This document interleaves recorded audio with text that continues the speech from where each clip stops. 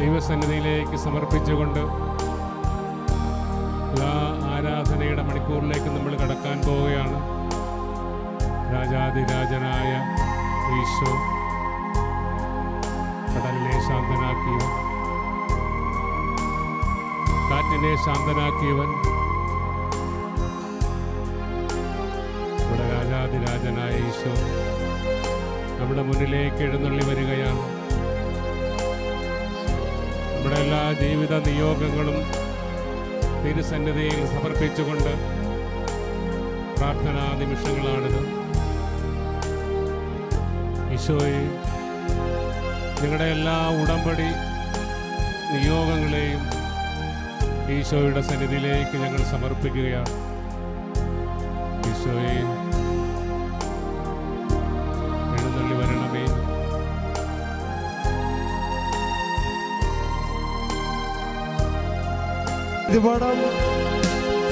ആദ്യനും അന്ത്യനും നീ മാത്രമേ യേശുവേ. സ്തുതികൾക്കും പുകഴ്ചയ്ക്കും യോഗ്യനേ യേശുവേ.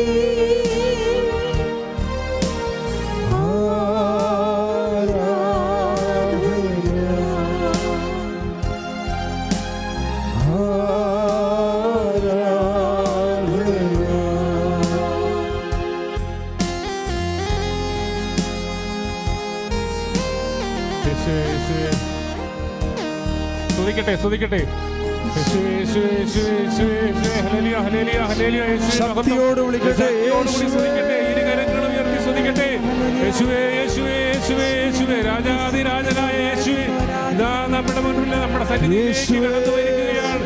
യേശുവേ, യേശുവേ, രോഗങ്ങളുടെ സൗഖ്യദാതൻ ഈശോ നമ്മുടെ മുന്നിലേക്ക് കടന്നു വരുന്നു, നമ്മുടെ സന്നിധിയിലേക്ക് വരുന്നു. യേശുവേ, യേശുവേ, യേശുവേ, ഹല്ലേലൂയ, ഹല്ലേലൂയ, ഹല്ലേലൂയ, ഹല്ലേലൂയ, ഹല്ലേലൂയ, ഹല്ലേലൂയ, ഹല്ലേലൂയ, ഹല്ലേലൂയ, ഹല്ലേലൂയ, ഹല്ലേലൂയ, ഹല്ലേലൂയ, ഹല്ലേലൂയ, ഹല്ലേലൂയ. യേശുവേ മഹത്വം, യേശുവേ മഹത്വം, യേശുവേ ആരാധന, ആരാധന, യേശുവേ ആരാധന. അന്ത്യനും നീ മാത്രമേ യേശുവേ. സ്തുതികൾക്കും പുകഴ്ചയ്ക്കും യോഗ്യനേ യേശുവേ.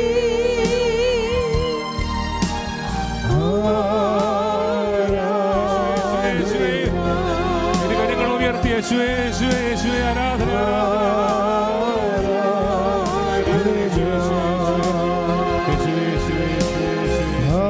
ആദ്യനും അന്ത്യനും നീ മാത്രമേ യേശുവേ. സ്തുതികൾക്കും പുകഴ്ചയ്ക്കും യോഗ്യനേ യേശുവേ.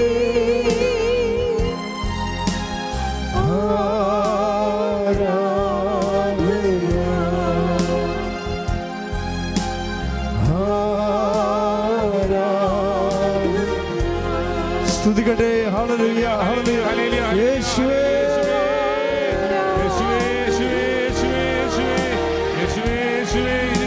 ഉയർത്തി ഉച്ചത്തിൽ സ്തുതിക്കട്ടെ. യേശുവേ, യേശുവേ, യേശുവേ മഹത്വം, ദൈവമേ മഹത്വം, കർത്താവേ ആരാധന, ആരാധന, ആരാധന, യേശുവേ ആരാധന, യേശുവേ മഹത്വം, യേശുവേ മഹത്വം, യേശുവേ, യേശുവേ, യേശുവേ, യേശുവേ, യേശുവേ, യേശുവേ ആരാധന, യേശുവേ ആരാധന, യേശുവേ, യേശുവേ, യേശുവേ, യേശുവേ, യേശുവേ ആരാധന, യേശുവേ ആരാധന, യേശുവേ ആരാധന, യേശുവേ, യേശുവേ, ഹല്ലേലൂയ, ഹല്ലേലൂയ, ഹല്ലേലൂയ, ഹല്ലേലൂയ, ഹല്ലേലൂയ. സ്തുതിക്കട്ടെ, സ്തുതിക്കട്ടെ. ഹല്ലേലൂയ, ഹല്ലേലൂയ, ഹല്ലേലൂയ, ഹല്ലേലൂയ, യേശുവേ ആരാധന. ഹല്ലേലൂയ, ഹല്ലേലൂയ, ഹല്ലേലൂയ, യേശുവേ മഹത്വം, യേശുവേ മഹത്വം, ആരാധന, ആരാധന, യേശുവേ ആരാധന, യേശുവേ ആരാധന, യേശുവേ ആരാധന, യേശുവേ ആരാധന, യേശുവേ ആരാധന, യേശുവേ ആരാധന, യേശുവേ ആരാധന, യേശുവേ മഹത്വം, യേശുവേ മഹത്വം. ഹല്ലേലൂയ, ഹല്ലേലൂയ, ഹല്ലേലൂയ, ഹല്ലേലൂയ.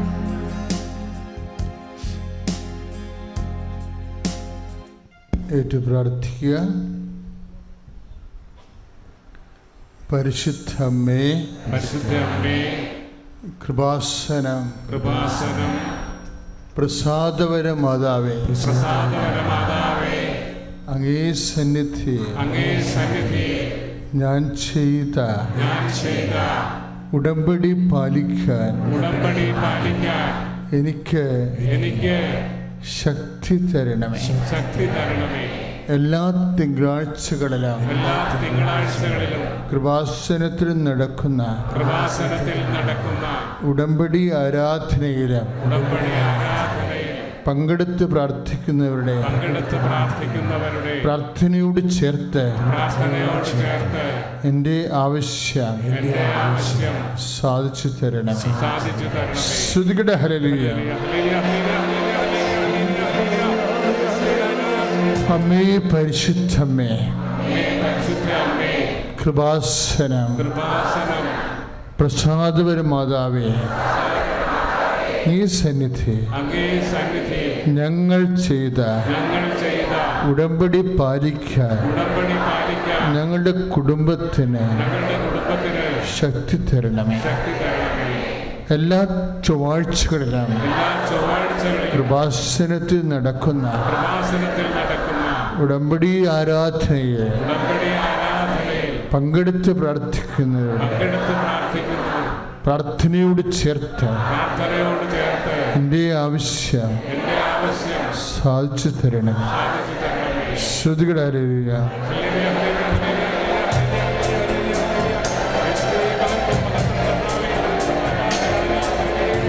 അമ്മേ, പരിശുദ്ധമ്മേ, കൃപാസനം, പ്രസാദവര മാതാവേ, അങ്ങേ സന്നിധി ഞാൻ ചെയ്ത ഉടമ്പടി പാലിക്കാൻ എൻ്റെ കൂടപ്പിറപ്പുകൾക്കായി ഞാൻ ചെയ്ത ഉടമ്പടി പാലിക്കാൻ എനിക്ക് ശക്തി തരണമേ. കൃപാസനത്തിൽ നടക്കുന്ന മരിയൻ കൃപാഭിഷേക തപസ്സുദയനത്തിൽ പങ്കെടുത്ത് പ്രാർത്ഥിക്കുന്നവരുടെ പ്രാർത്ഥനയോട് ചേർത്ത് എൻ്റെ ആവശ്യം സാധിച്ചു തരണം. ശ്രുതികട ഹല്ലേലൂയ.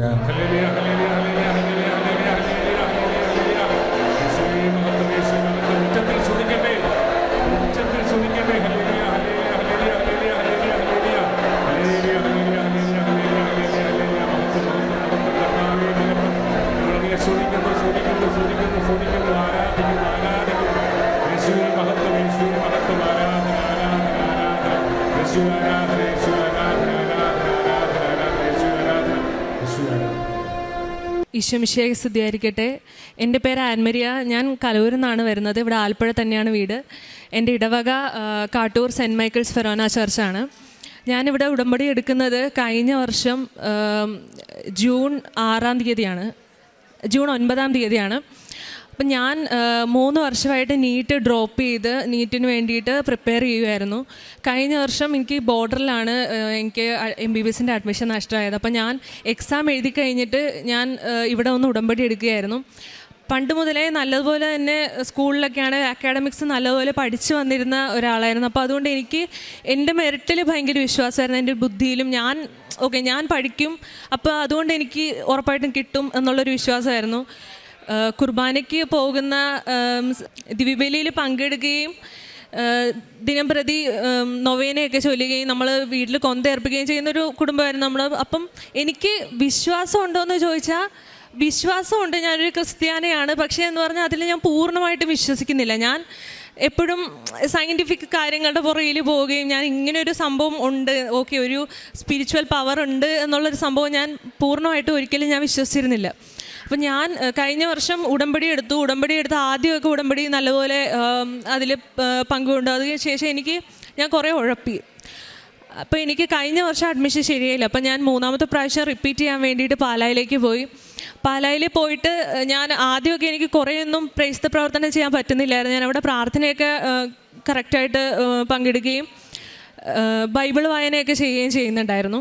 പക്ഷെ അത് കഴിഞ്ഞ് എപ്പോഴോ പിന്നെ വന്ന് ഉടമ്പടി പുതുക്കിയപ്പോൾ ഫെബ്രുവരിയിൽ പുതുക്കിയപ്പോൾ എനിക്ക് മാതാവിനെയാണ് കിട്ടിയത്. അപ്പോൾ അത് കഴിഞ്ഞ് എക്സാമിനോട് അടുക്കും തോറും ഞാൻ പ്രാർത്ഥന കുറേയൊക്കെ ഉപേക്ഷിച്ച് ഞാൻ മുഴുവൻ പഠനത്തിലേക്ക് ഞാൻ എൻ്റെ ഫോക്കസ് ഞാൻ ചെയ്യുകയുണ്ടായി. അപ്പം എനിക്ക് അപ്പോഴും വിശ്വാസം ഉണ്ടായിരുന്നത് വെച്ചാൽ ഞാൻ പഠിച്ചാലേ എനിക്ക് കിട്ടുള്ളൂ. അത് സത്യമാണ്. പക്ഷേ എന്നാലും ഞാനൊരു ഈ മാതാവിലേക്ക് ഒന്ന് തിരിയുക, മാതാവിനോട് പ്രാർത്ഥിക്കുക. പ്രാർത്ഥനയും വേണം നമ്മുടെ പഠനത്തിൻ്റെ കൂടെ, നമ്മുടെ കഴിവിൻ്റെ കൂടെ നമുക്ക് പ്രാർത്ഥനയും വേണം എന്നുള്ളൊരു വിശ്വാസം എനിക്ക് ഉണ്ടായിരുന്നില്ല. അപ്പം ഞാൻ പഠിക്കുക മാത്രമാണ് അപ്പോൾ ചെയ്തുകൊണ്ടിരുന്നത്. ഞാൻ പ്രാർത്ഥിക്കുന്നൊന്നും ഇല്ലായിരുന്നു അവസാനമായപ്പോൾ. അപ്പോൾ എനിക്ക് മാർക്സൊക്കെ അത്യാവശ്യം മാർക്കൊക്കെ അത്യാവശ്യം കൺസിസ്റ്റൻ്റ് ആയിട്ടൊക്കെ നിന്നു.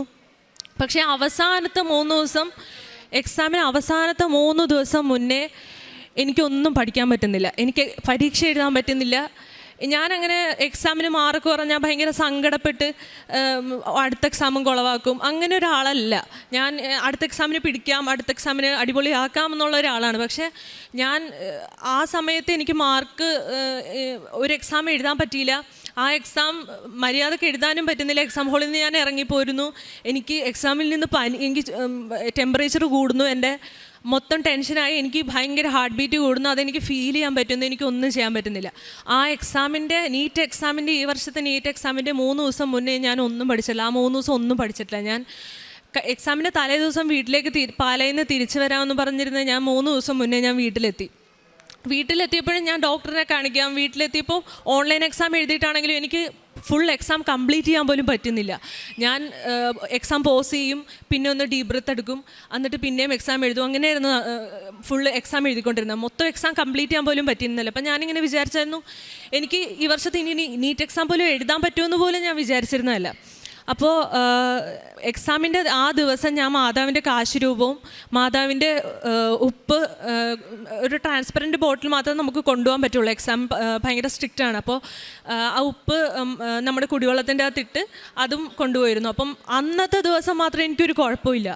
ഞാൻ ശരിക്കും അത്ഭുതപ്പെട്ടു പോയതെന്ന് വെച്ചാൽ എനിക്ക് ഒരു കുഴപ്പമില്ല, എനിക്ക് നെഞ്ചിടിപ്പില്ല, ടെൻഷനില്ല, ഒരു കുഴപ്പമില്ല. ഇത്രയും വർഷങ്ങൾക്ക് ശേഷം വന്നതിൽ ഏറ്റവും ടഫായിട്ടുള്ള എക്സാമായിരുന്നു ഈ വർഷം നടന്നത്.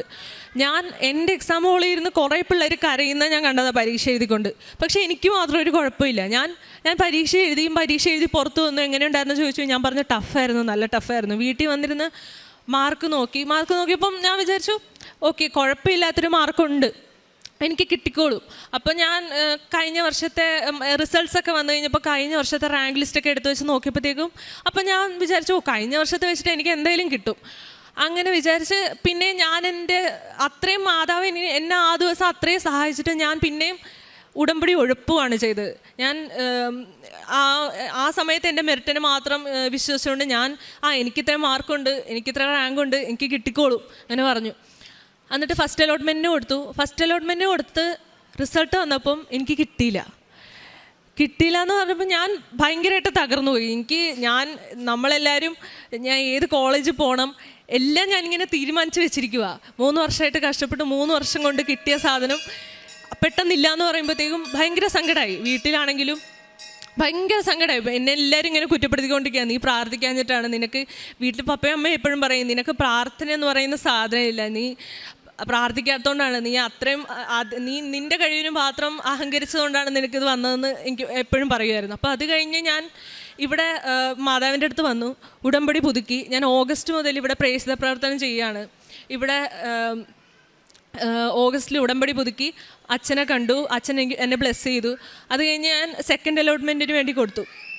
സെക്കൻഡ് അലോട്ട്മെൻറ്റ് കൊടുത്തു കഴിഞ്ഞപ്പോൾ ഞാൻ സെക്കൻഡ് അലോട്ട്മെൻറ്റ് കൊടുത്ത് അത് കഴിഞ്ഞപ്പോൾ സെക്കൻഡ് അലോട്ട്മെൻറ്റ് വന്ന് അപ്പോഴും എനിക്ക് കിട്ടിയില്ല. അപ്പം ഞാൻ മാതാവിൻ്റെ അടുത്ത് പറഞ്ഞു, മാതാവേ ഞാൻ ഇത്രയൊക്കെ വിശ്വസിച്ചു മാതാവിനെ, എനിക്ക് ഒട്ടും വിശ്വാസമില്ലായിരുന്നു. അപ്പം ഞാൻ ഇത്രയൊക്കെ മാതാവിൻ്റെ അടുത്തേക്ക് വന്നിട്ടും മാതാവ് എന്നെ തള്ളി മാറ്റിക്കൊണ്ടിരിക്കുകയാണുള്ളത് ഞാൻ പറഞ്ഞു. എന്നിട്ട് ഞാൻ ഒരാഴ്ചയോളം ഞാൻ മാതാവിനോട് മിണ്ടിയില്ല, ഞാനിവിടെ പ്രേക്ഷിത പ്രവർത്തനത്തിന് വന്നില്ല. ഞാൻ ഭയങ്കര പിണക്കമായിരുന്നു മാതാവിൻ്റെ അടുത്ത്. അപ്പം പിന്നെ വന്നപ്പോൾ ഇവിടെ നമ്മുടെ കൂടെ ഉണ്ടായിരുന്ന ചേച്ചിമാരൊക്കെ പറഞ്ഞു, നിന്നെ പരീക്ഷിക്കുന്നതാണ്, നീ ഇത്രയും ഇതായിട്ട് പെട്ടെന്ന് ഇങ്ങനെ തോറ്റു കൊടുത്താൽ മാതാവ് വിചാരിക്കുമോ ഇവളത്രയൊക്കെ ഉള്ളൂ എന്ന് വിചാരിക്കുമെന്ന് പറഞ്ഞു. അപ്പം ഞാൻ വിചാരിച്ചു ഞാനിങ്ങനെ ഇനി തോറ്റു കൊടുക്കാനൊന്നും പോകുന്നില്ല. അപ്പം ഞാൻ പിന്നെ പ്രാർത്ഥിക്കാൻ തുടങ്ങി. മാധവനെ എല്ലാ ദിവസവും കൊന്ത ചൊല്ലാനും എല്ലാ ദിവസവും ഞാൻ ഇവിടെ വന്ന് എനിക്ക് കരയാൻ പറ്റത്തുള്ളൂ. നമ്മളുടെ അടുത്ത് പ്രത്യേകിച്ചും മെഡിസിന് പഠിക്കുന്ന ഇപ്പം നീറ്റ് എഴുതി കഴിഞ്ഞ കുട്ടികളുടെ ഒരു അവസ്ഥ എന്ന് പറഞ്ഞാൽ എല്ലാവരും ചോദിക്കും, എന്തായി ഒന്നും ആയില്ലേ, നാട്ടുകാരും വീട്ടുകാരും എല്ലാവരും ചോദിക്കും. എല്ലാവരും ചോദിക്കുമ്പോഴും നമ്മൾക്ക് തിരിച്ചു പറയാനായിട്ടൊന്നുമില്ല. ഞാനങ്ങനെ ജിപ്മറിൽ BSc നഴ്സിങ്ങിന് വരെ രജിസ്റ്റർ ചെയ്തു. അത് 28-ാം തീയതി പോകാനിരുന്നതാണ്. അപ്പോൾ അങ്ങനെ രജിസ്റ്റർ ചെയ്ത് എല്ലാവരോടും പറഞ്ഞുകൊണ്ടിരിക്കുക, MBBS എന്ന് പറയേണ്ട സ്ഥാനത്ത് ഞാൻ BSc നഴ്സിങ്ങിന് പോവുക, 3 വർഷം കഷ്ടപ്പെട്ടിട്ടും BSc നഴ്സിങ്ങിന് പോകാമെന്നാണ് പറഞ്ഞുകൊണ്ടിരുന്നത്. അപ്പം വീട്ടുകാരുടെയും എൻ്റെ പപ്പയും അമ്മയും ഇത് എല്ലായിടത്തും പറയുന്നൊരവസ്ഥ, അവരുടെ അവസ്ഥ അവർക്കും ഭയങ്കര സങ്കടമായിരുന്നു. അപ്പോൾ എല്ലാവരും ചോദിക്കുമ്പോഴും എനിക്ക് വീട്ടിൽ ഇരുന്ന് കരയാൻ പറ്റത്തില്ല. കാര്യം പപ്പയും അമ്മയും അത് കണ്ട് ഞാൻ കരയുന്ന കണ്ട് അവരും കൂടെ ഭയങ്കര ഡൗണായി പോകും. അപ്പം ഞാൻ ഇവിടെ വന്നിരുന്നാണ് മാതാവിൻ്റെ അടുത്ത് വന്നിരുന്ന് കൊന്ത ചൊല്ലിയാണ് കരഞ്ഞോണ്ടിരുന്നത്. മാതാവ് ഇങ്ങനെ ഓരോരുത്തരും ഇങ്ങനെ ചോദിക്കുമ്പോൾ അതിനൊന്നും തിരിച്ചു പറയാനല്ല, അതൊക്കെ സഹിക്കാനുള്ള ആ ഒരു ശക്തി ഞങ്ങൾക്ക് തരണേ മാതാവ്. അതിനുള്ള മറുപടി മാതാവ് അവർക്കുള്ള മറുപടി എനിക്ക് കൊടുക്കാൻ പറ്റണേ എന്ന് ഞാൻ മാതാവിൻ്റെ അടുത്ത് എപ്പോഴും പറയുമായിരുന്നു. അത് മാത്രമല്ല, ഞാനിവിടെ കൊന്ത ചൊല്ലുമ്പോൾ എൻ്റെ പോലെ 3 വർഷമായിട്ട് ഇപ്പോൾ റിപ്പീറ്റ് ചെയ്ത് അങ്ങനെ ബോർഡറിൽ നിൽക്കുന്ന ഒരുപാട് കുട്ടികൾക്ക് വേണ്ടി ഞാൻ പ്രാർത്ഥിക്കുമായിരുന്നു. എല്ലാവരെയും സമർപ്പിച്ച് പ്രാർത്ഥിക്കുമായിരുന്നു. ഇവിടെ വന്നിരുന്ന് കൊന്ത ചൊല്ലി പ്രാർത്ഥിക്കുമായിരുന്നു. എല്ലാ ദിവസവും 2 ആഴ്ച കൂടുമ്പോൾ ഇവിടുന്ന് കുമ്പസാരിക്കുമായിരുന്നു. ഇവിടെ പ്രേക്ഷിതയായിട്ട് വന്നതിന് ശേഷം എനിക്ക് ഒരുപാട് മാറ്റങ്ങൾ ആത്മീയമായിട്ട് എനിക്ക് ഒരുപാട് വളരാൻ പറ്റിയിട്ടുണ്ട്. ഞാൻ കുർബാന സ്വീകരിക്കുമ്പോഴാണെങ്കിൽ എനിക്ക് ദേഷ്യത്തിൻ്റെ കുറേ പെട്ടെന്ന് ദേഷ്യം വരുമായിരുന്നു. ഇപ്പം മുഴുവനായിട്ട് മാറിയെന്നല്ല, പക്ഷെ എന്നാലും അതൊക്കെ കുറേ കൺട്രോൾ ചെയ്യാനായിട്ട് എനിക്ക് പറ്റി. ഞാൻ കുറേയൊക്കെ അത് കരഞ്ഞാണ് തീർക്കുന്നത് മാതാവിൻ്റെ അടുത്ത് വന്ന്. മാതാവേ എന്നോട് ക്ഷമിക്കണം, ഞാൻ ഇങ്ങനെയൊക്കെ ദേഷ്യപ്പെട്ടു പോയി, എനിക്ക് പറയാൻ ഞാനപ്പം അത്രയും ചൂടാവരുതായിരുന്നു. ഞാൻ വീട്ടിലാണ് ഏറ്റവും കൂടുതൽ എനിക്ക് ഇതിൽ കിട്ടാത്തതിൻ്റെ സങ്കടവും മാതാവ് എനിക്കിത് തരാത്തതിൻ്റെ അങ്ങനെ ഓരോരുത്തരും ഇപ്പോൾ ചോദിക്കുമ്പോൾ നമ്മളിങ്ങനെ അപമാനിക്കുമ്പോൾ അങ്ങനെയുള്ള എല്ലാ വിഷമവും ഞാൻ ഇവിടെ വന്നിരുന്ന കരഞ്ഞു തീർക്കുന്ന മാതാവിൻ്റെ അടുത്ത്. അപ്പോൾ അത് കഴിഞ്ഞ് സെക്കൻഡ് അലോട്ട്മെൻ്റ് ഒക്കെ കഴിഞ്ഞ് ഞാനിങ്ങനെ BSc നഴ്സിംഗ് എന്ന് തന്നെ എല്ലാവരോടും പറയാൻ തുടങ്ങി. കാര്യം അത് മാത്രമേ ഒരു കൺഫേമായിട്ട് അത് മാത്രമേ ഒരു സംഭവം കിട്ടിയിട്ടുള്ളൂ. അപ്പം അങ്ങനെ ഞാൻ തേർഡ് അലോട്ട്മെൻറ്റ് കൊടുക്കാൻ പോയപ്പോൾ അവിടെ ഉപ്പിട്ട് പ്രാർത്ഥിക്കുകയും കാശ് രൂപമൊക്കെ കൊണ്ടുപോവുകയും ചെയ്തു. നമ്മൾ വീട്ടിൽ നിന്നാണെങ്കിലും എവിടെയെങ്കിലും പോകാനായിട്ട് ഇറങ്ങുവാണെങ്കിലും എല്ലാവരും വിശുദ്ധ തൈലം ഉപയോഗിച്ച് നെറ്റിയിൽ കുരിശ് വെച്ചിട്ടാണ് എല്ലാവരും ഇറങ്ങുന്നത്. അപ്പോൾ തേർഡ് അലോട്ട്മെൻറ്റ് കൊടുക്കാൻ പോയി. അത് കഴിഞ്ഞ് എന്നോട് ഒരു ദിവസം പപ്പ ഇങ്ങനെ പറഞ്ഞായിരുന്നു, കളി തമാശയ്ക്ക് ഇങ്ങനെ പറഞ്ഞാണ്, നീ ഇങ്ങനെ ഇപ്പോൾ പ്രാർത്ഥിക്കുന്നതൊക്കെ ഉണ്ടല്ലോ, പക്ഷെ നിനക്ക് എല്ലാവർക്കും മാതാവ് അടയാളങ്ങൾ കൊടുക്കുന്നു, എല്ലാവർക്കും മാതാവ് ഡേറ്റ് കൊടുക്കുന്നു, നിനക്ക് മാത്രം ഒന്നും തന്നില്ലല്ലോ. അപ്പോൾ ഞാൻ അന്ന് രാത്രി ഒരു സ്വപ്നം കണ്ടത് എന്താണെന്ന് വെച്ചാൽ, അച്ഛൻ ഒരു പള്ളിയിൽ ധ്യാനിപ്പിക്കുക. അപ്പം ഞാനും പപ്പയും അമ്മയുണ്ട്. അച്ഛൻ എൻ്റെ അടുത്ത് ബ്ലെസ് ചെയ്യാൻ വന്നപ്പോഴത്തേക്ക് ഞാൻ പറഞ്ഞു, അച്ഛാ ഒന്നും ശരിയാവുന്നില്ല എന്ന് പറഞ്ഞു. അപ്പോൾ ഉടനെ അച്ഛൻ പറഞ്ഞു, അപ്പം ഞാൻ ഇവിടെ കൃപാസനത്തിൽ പ്രേക്ഷിതയായിട്ട് നിന്നുകൊണ്ടിരിക്കുന്ന സമയമാണ്. അപ്പോൾ അച്ഛൻ എൻ്റെ അടുത്ത് പറഞ്ഞു, ഇവിടെയോ ജോലിയൊന്നും ഇല്ലല്ലോ എന്ന് പറഞ്ഞ്. അപ്പം ഞാൻ പറഞ്ഞു, എനിക്ക് ജോലിയല്ല, എനിക്കൊരു MBBS സീറ്റാണ് വേണ്ടതെന്ന് പറഞ്ഞ്. അപ്പോൾ ഉടനെ അച്ഛൻ പറഞ്ഞു, അതൊക്കെ ശരിയാവും, അത് 20-ാം തീയതി ആകുമ്പോൾ ശരിയാവും എന്ന് പറഞ്ഞു. അപ്പം അന്ന് എഴുന്നേറ്റ് ഞാൻ അമ്മയോട് പറഞ്ഞു, അമ്മ ഇങ്ങനെ ഞാൻ സ്വപ്നം കണ്ടു 20-ാം തീയതി എന്ന് അച്ഛൻ പറഞ്ഞു. അപ്പോൾ ഒക്ടോബറിൽ ആ സ്വപ്നം കാണുന്നത്. അപ്പോൾ ഒക്ടോബർ 20 വരെ ഞാനിങ്ങനെ വെയിറ്റ് ചെയ്തിരിക്കുക. പക്ഷേ അലോട്ട്മെൻറ്റിൻ്റെ സമയമൊക്കെ ആയപ്പോഴത്തേക്കും അലോട്ട്മെൻറ്റിൻ്റെ ഡേറ്റ് 8-ാം തീയതിയൊക്കെയാണ്, ഒക്ടോബർ 8 എന്നൊക്കെയാണ് അവർ സ്കെഡ്യൂൾ പറഞ്ഞത്. അപ്പം ഞാൻ വിചാരിച്ചു ഒക്ടോബർ 20 ഇനി എന്താ ഉദ്ദേശിച്ചതെന്ന് എനിക്കറിയത്തില്ല. അപ്പം ഞാനിങ്ങനെ പറഞ്ഞുകൊണ്ടിരിക്കുക. പക്ഷേ അപ്രതീക്ഷിതമായിട്ട് ഡേറ്റ് ഇങ്ങനെ നീളുക. അലോട്ട്മെൻറ്റ് ഓരോ പുതിയ കോളേജസ് ആഡാക്കുന്നു, ഡേറ്റ് നീളുന്നു, ഡേറ്റ് നീണ്ട് 18 വരെയായി. 18 വരെയായെന്ന് പറയുമ്പോൾ 18 വരെയാണ് ചോയ്സ് ഫില്ലിങ് ലോക്കിങ് നടന്നത്. 18 കഴിഞ്ഞ് 20-ാം തീയതിയാണ് ശരിക്കും പറഞ്ഞ അലോട്ട്മെൻറ്റ് വരേണ്ടത്. അപ്പോൾ എനിക്ക് മനസ്സിലായി 20-ാം തീയതി മാതാവ് എന്നോട് പറഞ്ഞ പോലെ തന്നെ എനിക്ക് 20-ാം തീയതി ആയിരിക്കും എനിക്ക് മാതാവ് അഡ്മിഷൻ തരാൻ പോകുന്നതെന്ന് ഞാൻ ഉറച്ചു വിശ്വസിച്ചു. 18-ാം തീയതി കഴിഞ്ഞു. 20-ാം തീയതി ദീപാവലി നാഷണൽ ഹോളിഡേ ആയതുകൊണ്ട് 21-ാം തീയതി ഇന്നലെ ഞാൻ അലോട്ട്മെൻറ്റിൻ്റെ അലോട്ട്മെൻറ്റ് വരുമെന്ന് പറഞ്ഞ് പ്രതീക്ഷിച്ചിരിക്കുകയായിരുന്നു. പക്ഷെ ഇന്നലെ വന്നില്ല. അപ്പോൾ ഇന്ന് രാവിലെ ഞാൻ ഇവിടെ വന്ന് മാതാവിൻ്റെ അടുത്ത് പറഞ്ഞു, മാതാവേ 20-ാം തീയതി എന്ന് പറഞ്ഞിട്ട് ഇപ്പോൾ ഇത് 22-ആയി. എനിക്ക് ഇനി മാതാവ് എനിക്ക് പറഞ്ഞ ഡേറ്റ് ഞാനിപ്പോൾ എങ്ങനെ എല്ലാവരുടെ അടുത്തും പറയും എന്ന് പറഞ്ഞു. അപ്പോൾ അത് കഴിഞ്ഞ് ഞാൻ ഇന്നിവിടെ രാവിലെ വന്നു. ഇവിടെ ഉച്ചയായപ്പോൾ ഒരു 12 മണിയായപ്പോൾ ഞാൻ ഇവിടെ അമ്മയുടെ നടക്കിലിരുന്ന് സമ്പൂർണ്ണ ജപമാല ചൊല്ലിക്കൊണ്ടിരുന്നത്. അത് ചൊല്ലിക്കഴിഞ്ഞ് ജപമാല സമർപ്പിച്ച് ഞാൻ വീട്ടിലേക്ക് പോകാൻ വേണ്ടി ഇറങ്ങി. നമ്മൾ ഗേറ്റ് കടന്നില്ല, അപ്പോഴത്തേക്കും എൻ്റെ മനസ്സിൽ നിന്ന് ഒന്നുകൂടെ സൈറ്റിൽ കയറി നോക്ക്. അപ്പോൾ ഞാൻ സൈറ്റിൽ കയറി നോക്കിയപ്പോൾ എനിക്ക് എൻ്റെ റാങ്കിൻ്റെ നേരെ ഒരു പുതിയ കോളേജ് അലോട്ടഡ് ആയിട്ടുണ്ട്. എനിക്കൊരു MBBS സീറ്റ് കിട്ടി, ഗവൺമെൻറ് MBBS സീറ്റ് കിട്ടി. കർണാടകയിലാണ്, ഗുൽബർഗ ഇൻസ്റ്റിറ്റ്യൂട്ടിലാണ് എനിക്ക് മെഡിസിന് സീറ്റ് കിട്ടിയത്. ഞാൻ ഒരുപാട് മാതാവിൽ നിന്ന് അകന്നു പോകാൻ വേണ്ടി ഒരുപാട് ഞാൻ ശ്രമിച്ചിട്ടുണ്ട്.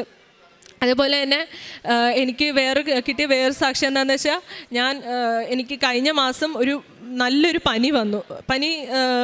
വെച്ചാൽ ഞാൻ തളർന്ന് താഴെ വീണു. അങ്ങനെ എനിക്ക് അത്രയും ഭയങ്കരമായിട്ടൊരു പനി എനിക്ക് ഇതുവരെ വന്നിട്ടില്ല.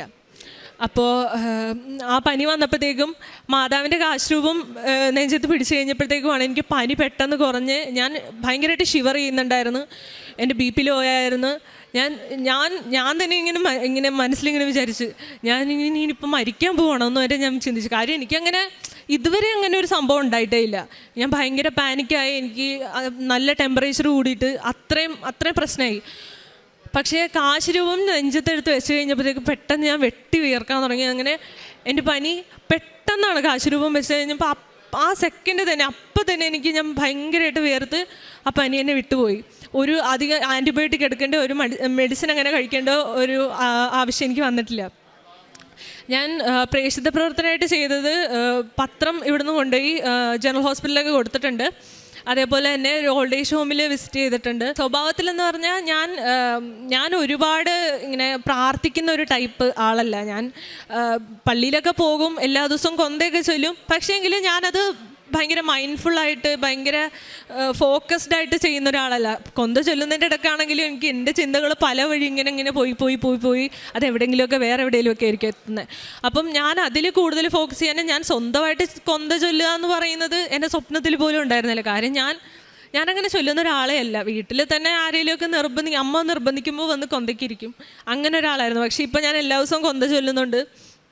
പിന്നെ ഈ കഴിഞ്ഞ ഞായറാഴ്ച കൃപാസനത്തിൽ 25-ാം തീയതി അഖണ്ഡ ജപമാല റാലിയോടനുബന്ധിച്ച് കഴിഞ്ഞ ഞായറാഴ്ച നമ്മൾ അർത്തിങ്കിലേക്ക് ഒരു റാലി ഉണ്ടായിരുന്നു.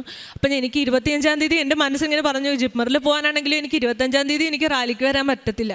അപ്പം ഞാൻ വിചാരിച്ചെന്നാൽ ഞാൻ ആദ്യമായിട്ടാണ്, ഇത്രയും നാളും ഇവിടെ അടുത്ത് തന്നെയാണ് വീടെങ്കിലും ഞാൻ ഒരിക്കൽ പോലും ജപമാല റാലിയിൽ പങ്കെടുത്തിട്ടില്ല. പക്ഷേ ഞാൻ കഴിഞ്ഞ ഞായറാഴ്ച ഞാൻ ഇവിടുന്ന് റാലിക്ക് പോയി, റാലി കംപ്ലീറ്റ് ചെയ്തു. അവിടെ ചെന്നപ്പോൾ അച്ഛനെല്ലാവരും ബ്ലെസ് ചെയ്തു. അത് കഴിഞ്ഞ് തിരിച്ചു വന്നപ്പോഴത്തേക്ക് എനിക്ക് ശാരീരികമായിട്ട് ഒരു ബുദ്ധിമുട്ടുണ്ടായിരുന്നെങ്കിലും പക്ഷേ എനിക്കതൊരു പ്രശ്നമല്ലായിരുന്നു. ഞാൻ റാലി നടന്നപ്പോൾ മൊത്തം പ്രാർത്ഥിച്ചുകൊണ്ടിരുന്ന മാതാവ് എനിക്കിത് മൊത്തം കംപ്ലീറ്റ് ചെയ്യാൻ പറ്റണം. ഞാൻ MBBS അഡ്മിഷനെ കുറിച്ചല്ല, ശരിക്കും എനിക്കിത് ചെയ്യണമെന്ന് എനിക്ക് ഉറപ്പുണ്ടായിരുന്നു. അന്ന് റാലിയുടെ ദിവസം മൊത്തം എനിക്ക് തടസ്സങ്ങളായിരുന്നു. എനിക്കൊരു പനി വന്നു, ഭയങ്കര ചുമ ജലദോഷമായിരുന്നു, മൊത്തം തടസ്സങ്ങളായിരുന്നെങ്കിലും എനിക്ക് അത് റാലി കംപ്ലീറ്റ് ചെയ്യാൻ പറ്റി. 25-ാം തീയതി എനിക്ക് വരാൻ പറ്റത്തില്ലെങ്കിൽ എനിക്ക് അഖണ്ഡ ജപമാല ചൊല്ലി എനിക്ക് ആർക്കെങ്കിലും വരെ നടക്കാൻ പറ്റി. കാരുണ്യപ്രവർത്തനമായിട്ട് ചെയ്തത് ഞാൻ ഒരു ഓൾഡ് ഏജ് ഹോമിൽ വിസിറ്റ് ചെയ്ത് അവിടെ അരി സാധനങ്ങൾ വാങ്ങിച്ചു കൊടുത്തിട്ടുണ്ടായിരുന്നു. എനിക്ക് തന്ന ഒരുപാട് അനുഗ്രഹങ്ങൾക്ക് എനിക്ക് വേണ്ടി ഒരുപാട് പേര് പ്രാർത്ഥിച്ചിട്ടുണ്ട്.